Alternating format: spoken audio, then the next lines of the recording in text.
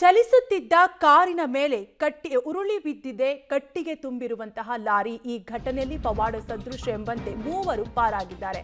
ಕಟ್ಟಿಗೆ ತುಂಬಿದ್ದ ಲಾರಿ ಕೆಳಗೆ ಕಾರು ಸಿಲುಕಿರುವಂತಹ ಘಟನೆ ನಡೆದಿದ್ದು, ಕಾರಿನ ಮೇಲೆ ಕಟ್ಟಿಗೆ ಬಿದ್ದರೂ ಕೂಡ ಮೂವರು ಪವಾಡ ಸದೃಶವಾಗಿ ಪಾರಾಗಿದ್ದಾರೆ. ಚಿಕ್ಕಮಗಳೂರಿನ ಲಕ್ಯಾ ಕ್ರಾಸ್ ಬಳಿ ಭೀಕರ ಅಪಘಾತ ಸಂಭವಿಸಿದ್ದು, ಕಾರಿನಲ್ಲಿದ್ದ ದಂಪತಿ ಮಗು ಪ್ರಾಣಾಪಾಯದಿಂದ ಪಾರಾಗಿದ್ದಾರೆ. ಸ್ಥಳೀಯರ ಸಹಾಯದಿಂದ ದಂಪತಿಯನ್ನ ರಕ್ಷಣೆ ಮಾಡಿರುವಂತಹ ಘಟನೆ ಚಿಕ್ಕಮಗಳೂರಿನಲ್ಲಿ ನಡೆದಿದ್ದು, ಒಟ್ಟಾರೆಯಾಗಿ ಪವಾಡ ಸದೃಶ ಎಂಬಂತೆ ಮೂವರು ಕೂಡ ಪ್ರಾಣಾಪಾಯದಿಂದ ಪಾರಾಗಿದ್ದಾರೆ.